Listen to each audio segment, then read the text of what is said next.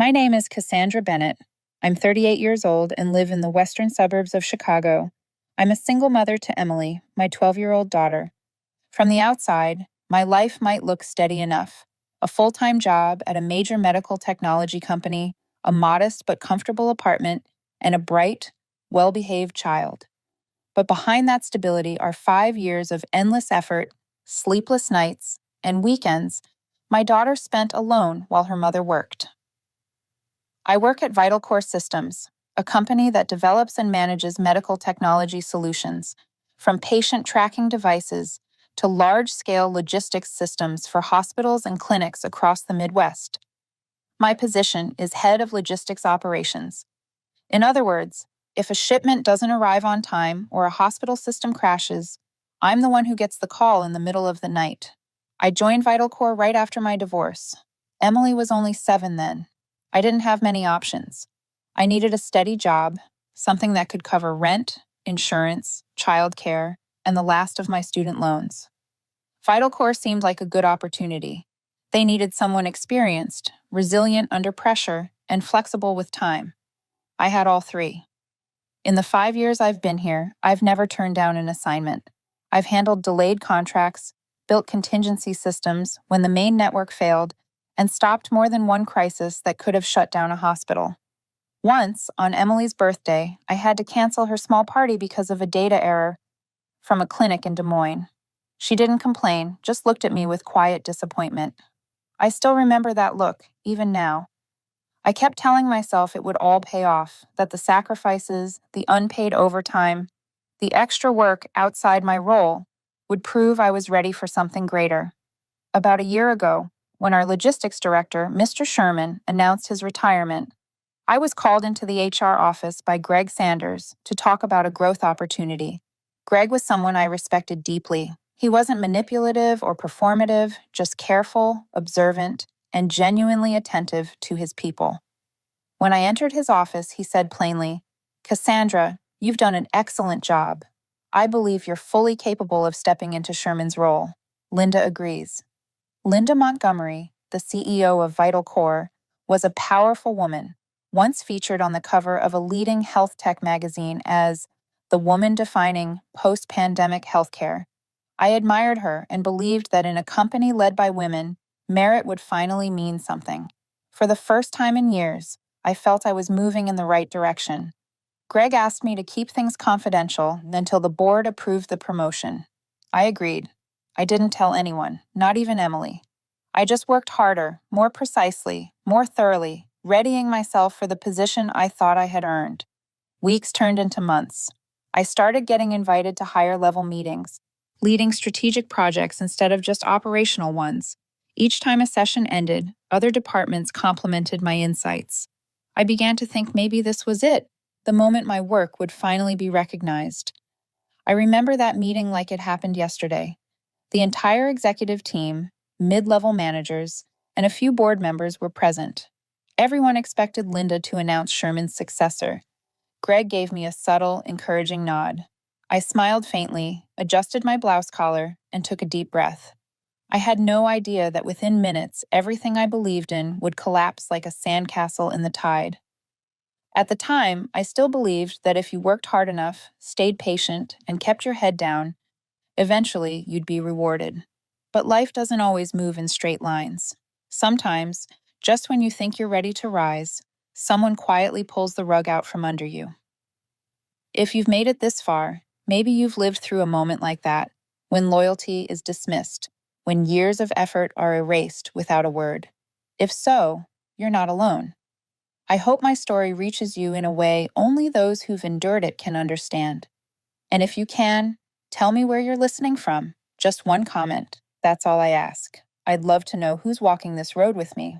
The conference room that morning was unnervingly quiet. The air was thick, heavy, as if someone had just spoken a truth everyone else was too afraid to admit. I looked around. Greg sat frowning, his hands clasped tightly on the table as though holding something back.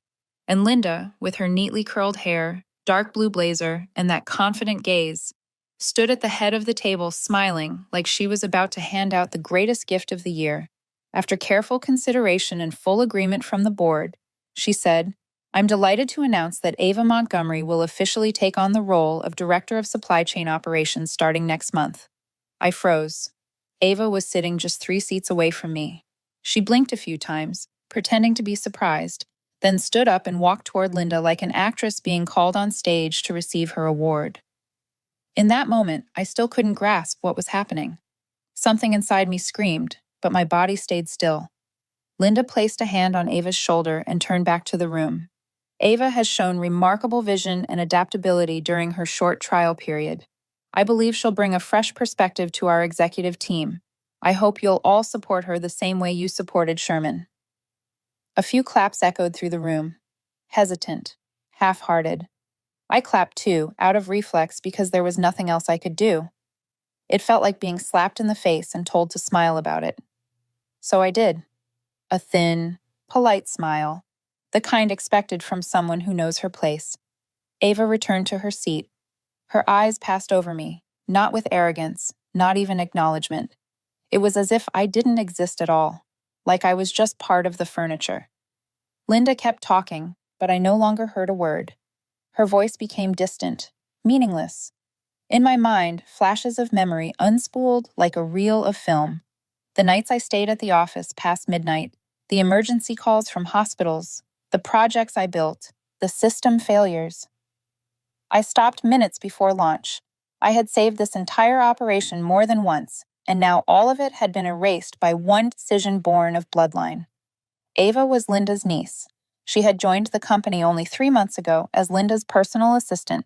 No independent projects, no real responsibilities, and certainly no life or death decisions under pressure. But now she was the one in charge, the position I'd spent 5 years working toward. The meeting dragged on for another half hour.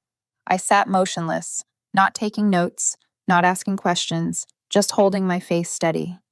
When people finally began leaving, I stood up a little slower than usual. Greg walked over and placed a hand on my shoulder. He didn't say a word, but his eyes said enough: sympathy, regret, maybe guilt. Then he let go, because he knew nothing he said could make it right. I packed my laptop and notebook. Out in the hallway, I saw Ava laughing with a few people from administration. She looked radiant, confident, like she'd been waiting for this day all along. I walked past her without stopping. She didn't even look at me.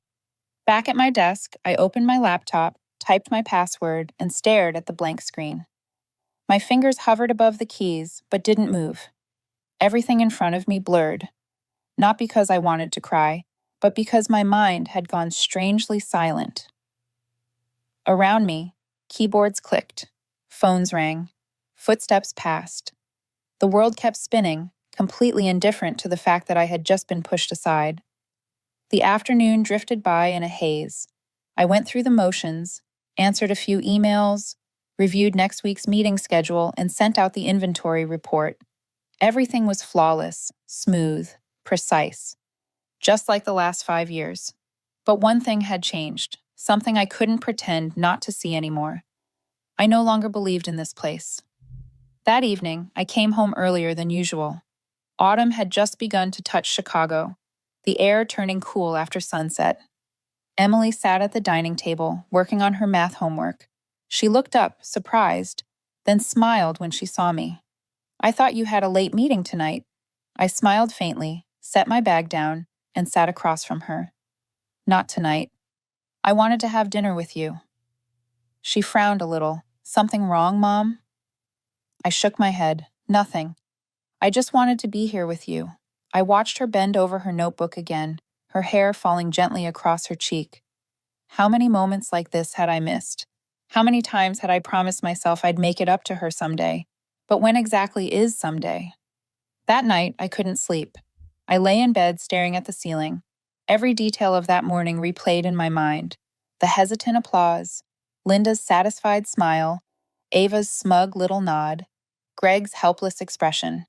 I turned over, reached for my phone, and reopened the internal announcement email that had gone out earlier that afternoon.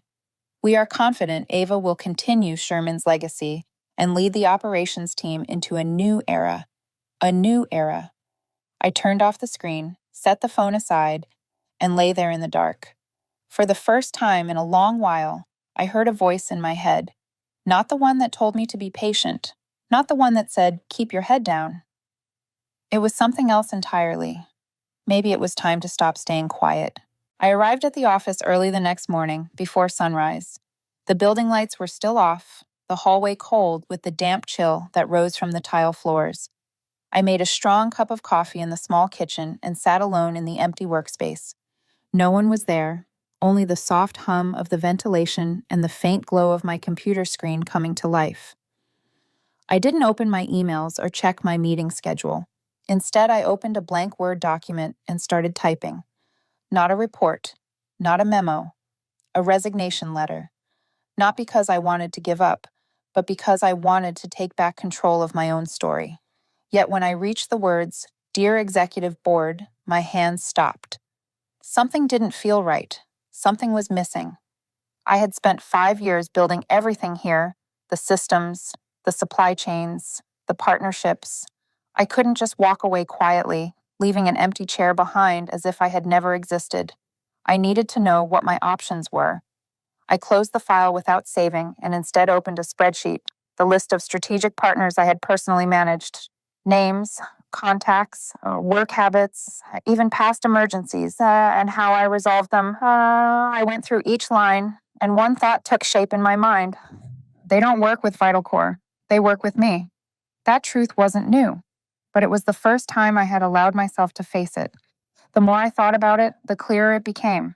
If I left, Vital Core wouldn't just lose an employee, it would lose part of its backbone. And Ava, the one they'd just given an opportunity, had no idea how to hold it together. Right then, I made a decision. I wouldn't leave quietly. I would watch. I would wait. And when the time came, I would act. The following week stretched endlessly. On the surface, I worked as usual, coordinating medical equipment shipments to new clinics in Indiana, fixing a backlog issue with the Kansas City warehouse. Ava, meanwhile, started joining meetings, often arriving late and leaving early. She now had a personal assistant, a girl even younger than her, who took meticulous notes but never asked questions. Ava didn't speak to me. She didn't acknowledge me in meetings either. Between us was a silence that said too much to be broken. Greg, on the other hand, seemed uneasy. I caught him watching me more than once from the hallway, studying my expression as if searching for cracks. One afternoon, he asked me into his office. "I know this isn't easy to accept," he said quietly. I just nodded. Linda has her reasons. The board thinks Ava brings a new vision. Vision doesn't replace experience, I said. It was the first time I'd allowed myself to be honest. Greg stayed silent for a long moment, then sighed. I don't agree with how this was handled. But I don't get the final say. I stood up. I understand. But I hope you also understand that I won't stay silent forever. He looked at me the way someone does when they've just heard a polite but serious warning. By next week, the cracks began to show. Ava sent the wrong delivery schedule to a clinic in Ohio, causing dozens of appointments to be postponed. She blamed the software, then the tech team. No one argued, but I knew the clients on the other side of those emails were starting to lose trust. A day later, Ava held a full team meeting, opening with a speech about system innovation and modernization. I sat quietly at the end of the table, listening to her describe concepts she'd never actually managed. Then she announced she would be adjusting a few roles to align with the new vision. I was removed from the regional coordination group. In exchange, I was offered an internal advisory role on legacy process management. The title sounded like a system scheduled for deletion. That night, I sat in front of my computer for 3 hours. I rewrote the resignation letter. But this time, I didn't save it. I sent it directly to Linda, copying Greg and the HR director. The subject line read, "Official Notice from Cassandra Bennett." In the letter, I thanked the company for 5 years of collaboration. I listed my achievements, initiatives, and projects. But I also wrote clearly, my departure is not out of disappointment. It is because I no longer believe that competence is valued as a key factor in this organization's growth. I ended the letter with one line: no anger, no defiance, just truth. I will leave the same way I have always worked, quietly, efficiently, and leaving a space large enough for someone to wonder why they didn't notice it sooner. I hit send at 4:58 on a Friday afternoon. 2 minutes before, the system automatically sent out the company's weekly birthday emails. I shut down my computer, stood up, and felt an unfamiliar sense of calm. I knew my story wasn't over. I was only turning the page to a chapter I would write myself instead of waiting for someone else to decide how it should end. I didn't expect Linda to respond right away, and she didn't. Monday morning, I arrived at the office on time as usual. I didn't change my routine, didn't mention the email I'd sent, and didn't bring up the fact that I would be gone in 2 weeks. I wanted my last days at VitalCore to pass quietly, but not invisibly. Ava acted as if nothing had happened. She smiled at everyone, moved from department to department with her assistant, taking charge of areas she still didn't truly understand. I began noticing a shift in people's eyes. The confidence they once had was fading, replaced by doubt, silent but unmistakable. That afternoon, as I prepared for my final project meeting, Greg stopped by my desk. "Cassandra, Linda wants to see you."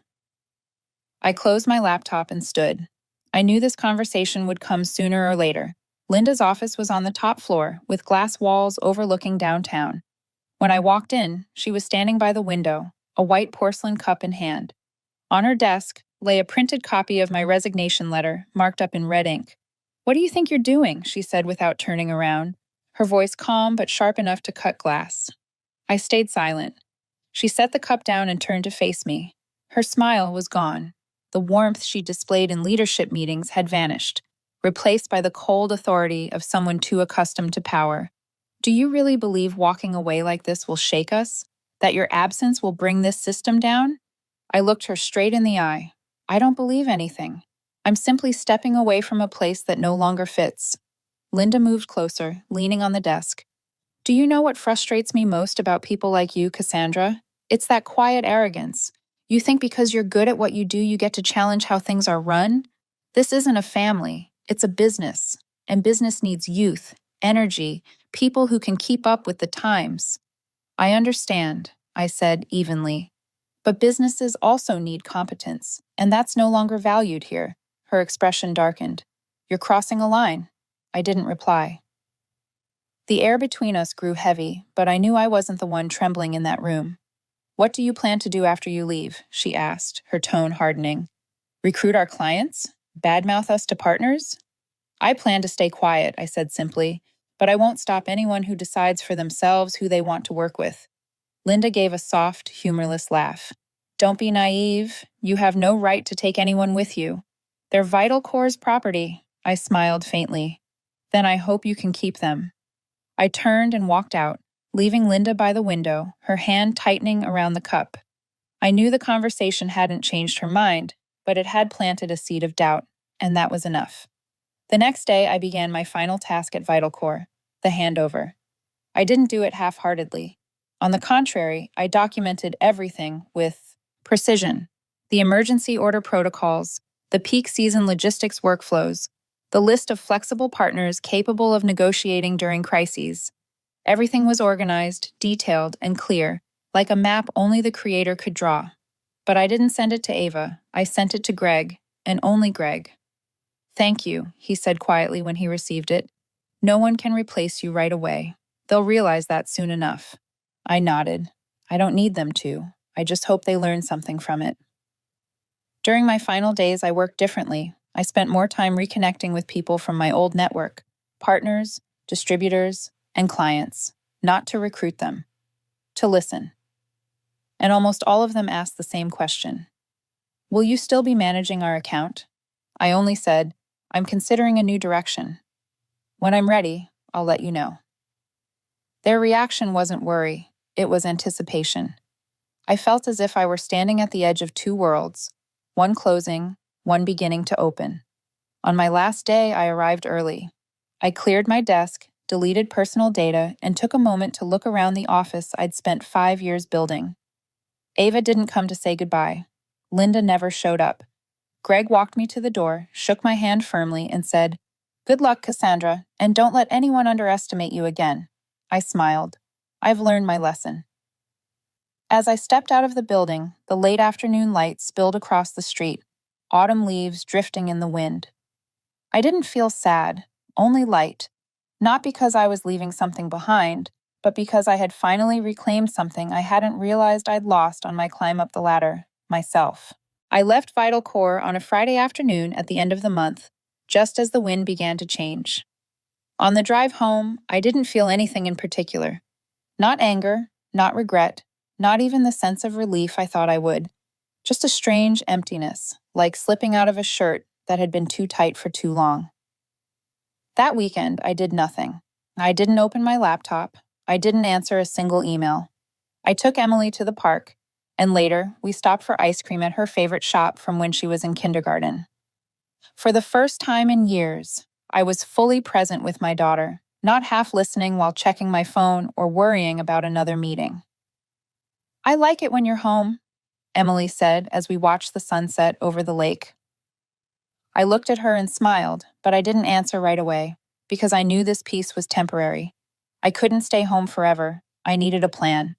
Monday morning, I woke early, not to go to the office, but to start the next phase, rebuilding my career on my own terms. I opened my laptop and began listing everyone I had worked with, the relationships I had spent 5 years building. None of them was Vital Core's property, no matter what Linda once claimed. They were people. They trusted me because I understood their work, not because my name appeared under a company domain. I reached out to a few trusted contacts first: Janet from Serenity Health, Tom from Orion Medical Devices, and Nathan from the Illinois State Supply Division. I didn't ask for favors. I simply told them I had left Vital Core and was exploring new opportunities. Their responses surprised me. "If you need a referral, I'm ready," Janet texted back almost instantly. "If you start something of your own, let me know." "I believe in how you work," Tom wrote. Nathan called me directly. "Cass, to be honest, we've been worried since Ava showed up. The last time we worked with her, the delivery schedule and paperwork were both wrong. If you're planning to start something, I want to be your first client." I sat there for a long moment, not out of emotion, but because a quiet certainty was beginning to take shape inside me. They didn't want a company. They wanted reliability, and I was the one who had built that.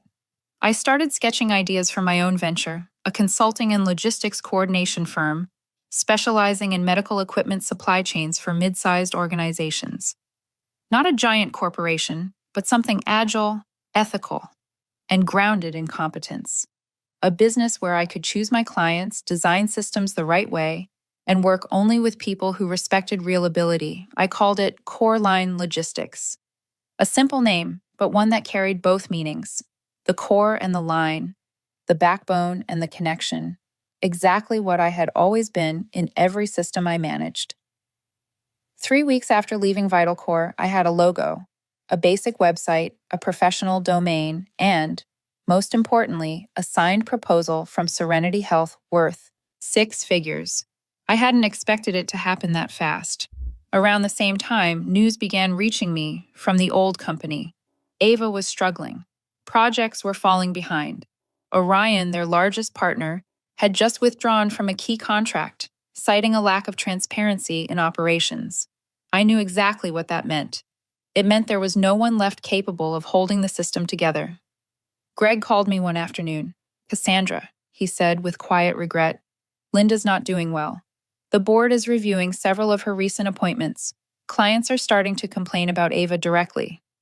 I didn't respond. Greg hesitated, then asked, "Would you ever consider coming back if things change?" I looked out the window. The late sun filtered through red and orange leaves. "I've already stepped out, Greg, and I think I'm on the right path." He sighed. "I understand, and I'm glad you are." After that call, I realized something I'd never allowed myself to believe before. I never needed Vital Core as much as Vital Core needed me. The loyalty I once gave them, steadfast, unquestioned, was never an obligation. It was a choice. And now, I've made a new one. This time, I chose myself. When the first official contract with Serenity Health was signed, I sat in front of the screen for a long time. Not because of the money, but because of what it meant. I had just stepped through a door I could never go back through. Serenity wasn't a small client. They had once been one of Vital Core's top 3 strategic partners, And now they were placing their full trust in me, the woman who had walked away from VitalCore without a word. I threw myself into the work with a kind of energy I thought I had lost. For 4 straight days, I barely left my desk except to take care of Emily. I audited Serenity's entire supply chain, found 8 recurring flaws in their heavy equipment distribution process, renegotiated with 3 vendors to build a backup system, and implemented a real-time order tracking platform, the same one VitalCore had shelved for years because, as they said, the budget didn't allow it. When the project wrapped, Janet, Serenity's operations director, called me at 10 that night, her voice trembling with emotion. "Cass, I don't even know how to thank you. We've never seen anyone handle a crisis with this much calm and precision." I smiled. I used to do that every day for 5 years. No one ever noticed. "I noticed," she said, "and I'll make sure everyone else learns your name soon enough." After the call, I looked around my tiny workspace, a dining table turned desk, 1 laptop, a few notebooks, and a soft yellow lamp. Yet somehow I felt more powerful than I ever had before. News about Core Line Logistics began to spread. I hadn't announced anything or done a single thing to market it. But the people who had worked with me all those years at VitalCore knew exactly who had kept things running smoothly. Tom from Orion was the second to reach out. "Cass, let's be honest," he said on Zoom. "Since you left, Ava's been trying to replace you. It's like someone brought a wrench to fix a digital lock. Doesn't fit, doesn't work." I gave a small laugh. "I'm not here to speak badly about anyone, Tom. You don't have to. The numbers speak for themselves. Orders are late, customers are complaining, and the support system's a mess. I just filed a request to terminate our contract with them. But before I do, would you consider partnering with Orion?" I thought for a few seconds. Orion had once been untouchable when I was at VitalCore. And now, "I'll send you a proposal," I said. 3 days later, the deal was signed. Within 2 months, Coreline had 3 more clients. I hired a part-time assistant, Lana, a final-year logistics student, quick and perceptive. My small apartment gradually turned into a miniature operations hub, 1 wall covered in project charts and delivery maps. Every morning, I made coffee, opened my laptop, and found not orders from a boss, but invitations from clients. It was a kind of freedom I hadn't known existed. Then the news from VitalCore began to roll in. Greg called me for the 3rd time in less than a month. This time his voice carried real worry. "Linda's been suspended. The board launched an internal audit. They're trying to figure out what went wrong. I could guess. You can't replace the one holding the structure together and expect it not to fall." Greg told me Ava was drowning in crisis. Their biggest client, Morrison and Telford, had just terminated their contract, not just over operational failures, but because, as the report said, no qualified person could be found to take accountability. "You know what they're thinking, right, Cass?" Greg asked. "That's the only person who couldn't be there anymore." He didn't argue. After a long pause, he added, "Some members of the board want to bring you back. Not to your old role, something higher. Regional Operations Director. You'd have full authority to rebuild." I stayed quiet. A part of me had once dreamed of hearing those words, believing that if justice existed, VitalCore would one day recognize my worth. But now that the moment had come, I realized I didn't need it anymore. I was done chasing recognition. I had built something of my own, on integrity, skill, and conscience. Things VitalCore had long forgotten. "Thank you, Greg," I said softly. "But I won't be coming back." He exhaled, not surprised. "I figured as much. You've changed, not changed, just living honestly now." When the call ended, I stood and opened the window. Chicago's early winter air was cold, but the sunlight still felt warm. I didn't need to go back to win. I didn't need revenge. Walking away had been the cleanest, most powerful strike of all. And the irony was, Linda had always believed she controlled everything. But what she never could control was the real value of a person who finally decided to stand up and walk out. News of VitalCore's instability began to appear quietly but unmistakably across industry journals. One article in Healthcare Logistics Weekly ran the headline, "VitalCore loses 3 major partners in its first quarter. System failure or leadership crisis." I'm not someone who jumps into corporate drama, but I knew exactly where the truth lay. Linda hadn't been officially dismissed, but she was completely excluded from strategic meetings. As for Ava, once celebrated as the future of VitalCore, she had now become the target of every internal criticism, even from those who used to champion her. I heard most of this from Greg, but there were things I could never have known until a message arrived from Ava. When I saw her name appear on my phone, I thought I was imagining it. I had blocked her number the day I resigned to avoid any unnecessary theatrics.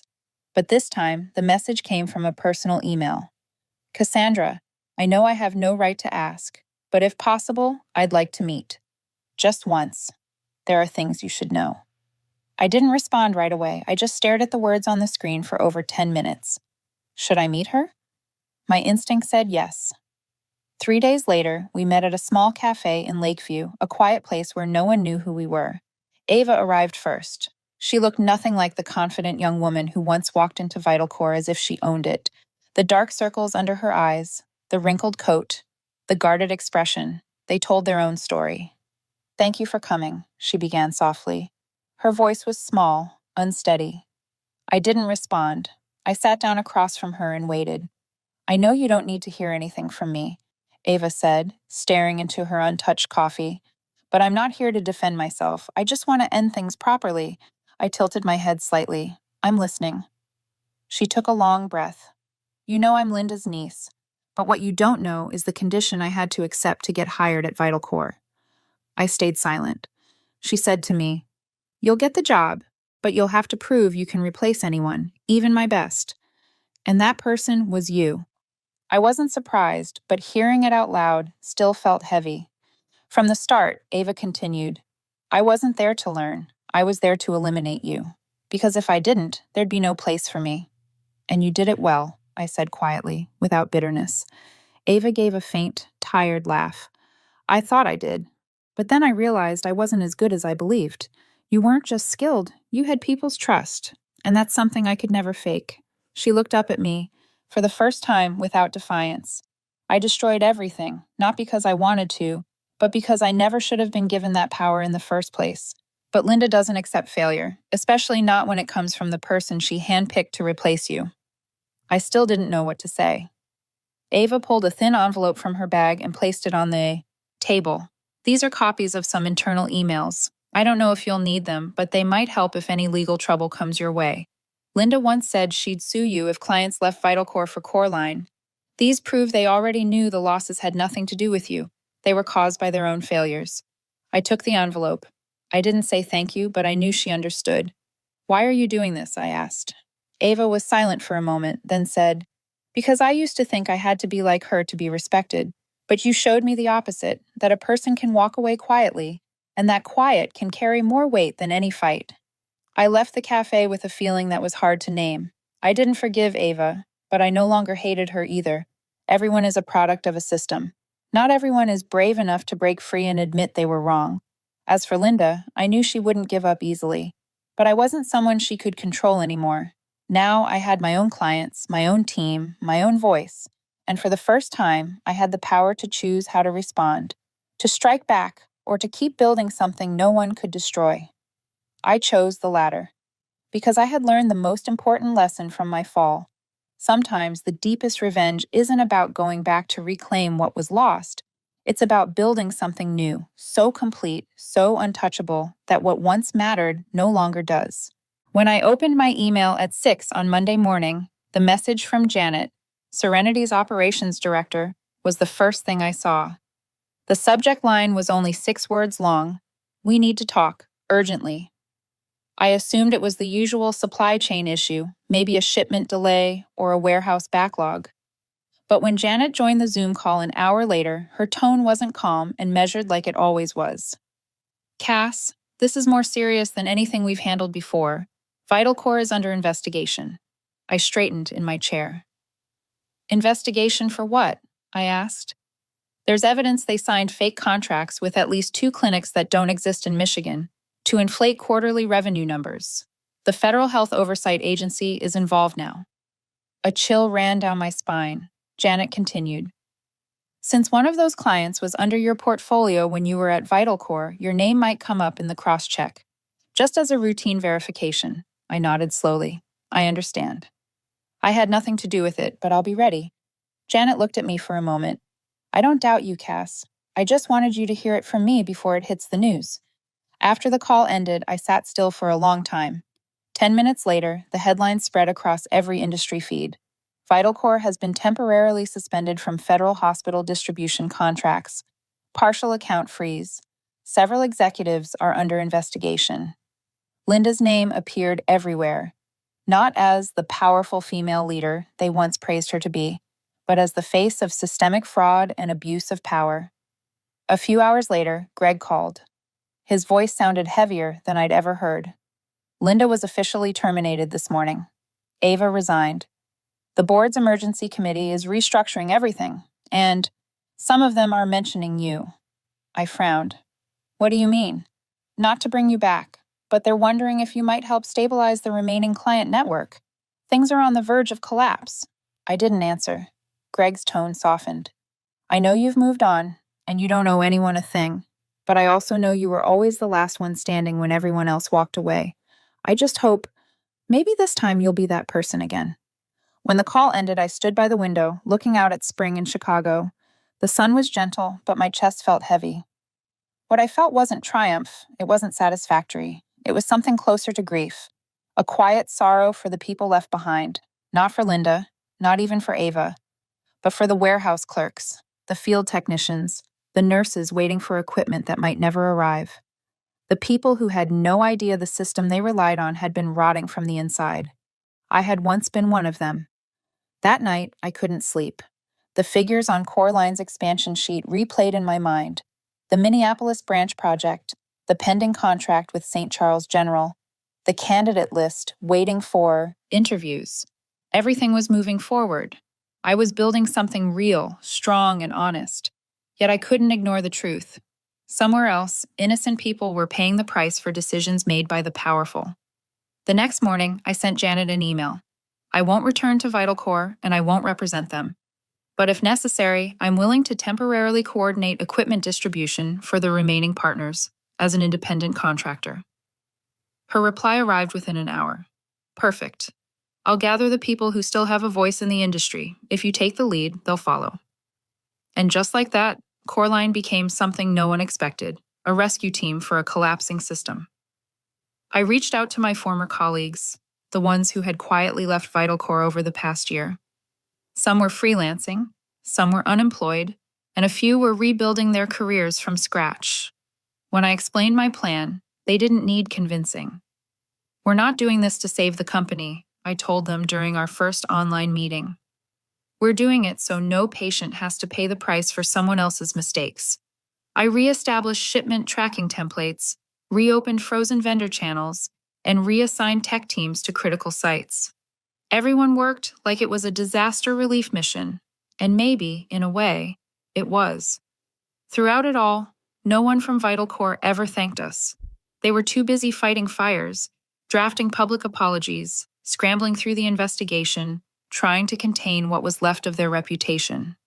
But that didn't matter. I didn't need thanks. I didn't need to be remembered. The only thing I needed was to know that when I had the choice to stay out or step in, to let things fall or help hold them together, I chose what was right. In that moment, I finally understood why I had left, and I understood why I came back, though not to return. I had chosen freedom, I had chosen myself, and when everything collapsed, I chose to be the one who still kept the fire burning, not for the company that failed, but for the people who never deserved to sink with it. 6 months after the biggest crisis in VitalCore's history, I received an unexpected email from Greg. It wasn't a report or a request for help, just a link to an article in an industry magazine. VitalCore closes Midwest offices. Executives are under pressure to resign. Former CEO faces investor lawsuits. I clicked it slowly, without curiosity, as if I were reading a headline from someone else's life. Linda's name appeared throughout the article. After being suspended by the board, she had tried to appeal and failed. Major investors pulled out, the logistics chain fell apart, and the collapse didn't happen in one blow.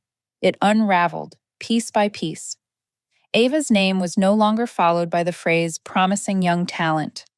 She had quietly gone back to school, enrolling in a master's program in supply chain management. I knew that because a few weeks earlier I had seen her at a logistics symposium in Austin. We sat a few rows apart. She was the one who walked up first. "Cass," she said with a nod. "You've always been the person I tried to measure up to, even when I pretended otherwise." I looked at her. She was no longer the arrogant girl I once knew, but she wasn't broken either. There was a calm in her eyes, the kind that only comes after facing your own reflection without flinching. "Thank you for not exposing me back then," she said. "You could have, most people would have, but you stayed silent, and somehow that changed everything." I didn't respond. I just smiled. Sometimes forgiveness doesn't need words. After the event, I drove back to Corline's office in Chicago. The space was bigger now, brighter, busier, but it still held the things I'd vowed to protect: respect, transparency, and trust. Corline was no longer a startup. We had signed long-term contracts with 7 major hospitals across the Midwest. Each time a deal closed, I reminded myself, it didn't happen because of luck. It happened because of one brave decision: walking away when it still would have been easier to stay. One afternoon, I sat with Lana, my first teammate, the one who had been there when Corline was nothing more than an idea on paper. "I didn't think it would go this far," she said, sipping her tea. "You went from being pushed out to leading a new path." I laughed. "I just did what someone had to do." Lana smiled softly. "You didn't win back your old title, but you won yourself back. And that's the real victory." That night, I came home late. The city lights shimmered outside, and everything felt weightless. I opened my laptop, looked at Corline's 5-year plan, then closed it again. A good plan means nothing without the courage to act when everything falls apart. I stepped out onto the balcony. The October breeze was cool against my skin. I looked at the city lights and thought of the people who had once hurt me and also helped me grow. Linda taught me that power built on fear will always collapse. Ava taught me that sometimes all people need is to see another way, to realize they don't have to repeat someone else's mistakes. And I learned that walking away from a place that no longer deserves you isn't failure, it's self-respect. My story doesn't end with a dramatic victory. There was no revenge, no triumphant return, but I don't need that. All I need to know is that when everything fell apart, I didn't. I stayed standing, I kept moving. And I rebuilt, not to prove anyone wrong, but to remind myself that I was always worth more. If you're listening to this story, maybe part of you has felt something similar. Overlooked, underestimated, or silenced because you thought you weren't strong enough. Trust me, sometimes the bravest thing you can do isn't to fight back. It's to walk away. And never forget, no one can take away the worth you've built quietly, day after day. You are not a victim. You are the one rewriting your own chapter, and that, in itself, is the deepest kind of victory. Maybe you're hearing this on a quiet night or in the middle of your own storm. Wherever you are, if you've ever felt left behind or questioned whether persistence still matters, then Cass's story might just be yours too. So tell me, which moment in this journey spoke to you the most? Was it when Cass decided to leave, or when she came back, not for revenge, but to keep things from collapsing? Share your thoughts below. I read every single comment, and I'd love to hear your story too. And if you believe that justice doesn't always arrive with applause, but sometimes quietly, steadily, and right on time, don't forget to subscribe and turn on notifications, because there are so many more stories ahead about ordinary people strong enough to change entire systems. Thank you for listening.